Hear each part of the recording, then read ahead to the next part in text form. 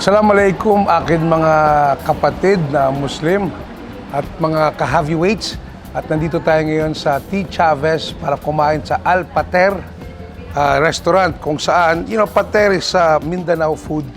Usually gawa siya sa chicken, sa beef, sa fish. Ito ay isang native halal dish at pag sinabing halal, ito po ay halal, ibig sabihin sa English is permissible or pinayag. So, ang specialty nila, ito yung beef. Very basic, halal way of preparing the beef, dinikdik. Tapos, nilalagyan ng topping na palapa.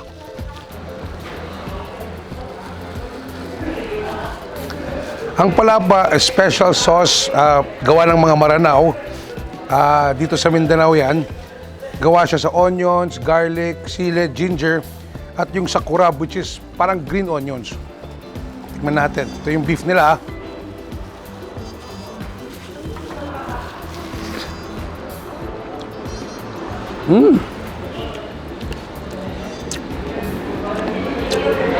Wow! Kakaiba yung anghang niya.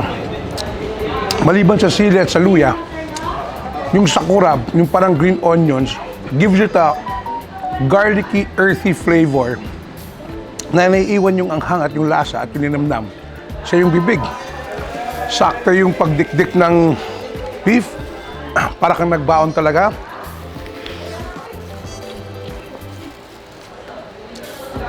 Pwede mong bit-bitin, no? Pwede mong dalhin parang baon. Sarap. Babalikan kita, subukan natin yung tuna.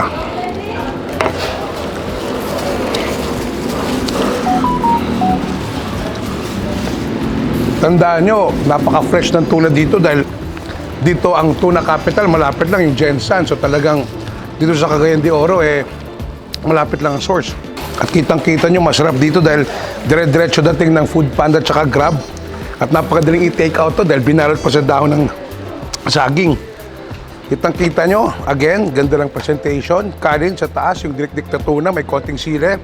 And their special palapa sauce. Actually ito, ngayon ko lang natikman to, parang pwede itong sauce kahit ano. Napakasimple. Pater also is known as pastil, patil. Pero dito sa Cagayan de Oro, pater talaga tawag nila.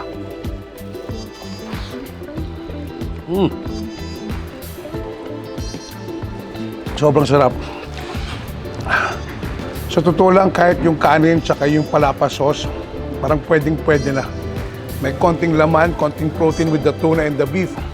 Napakasarap. Kaya mga ka-heavyweights, at kahit di kayo Muslim at gusto nyo subukan itong authentic pater, halal food, punta kayo dito sa Al Pater, sa may T. Chavez, sa may Divisoria, sa Cagayan de Oro, at you will be surprised. At definitely, pag gantong klaseng packaging, imposibleng hindi kayo mag-take out. Until next week, ako si Javi Habagat Magansing na nagsasabing, huwag nyo kalimutan i-tip yung inyong mga waitress, pumasok din sila. Happy eating!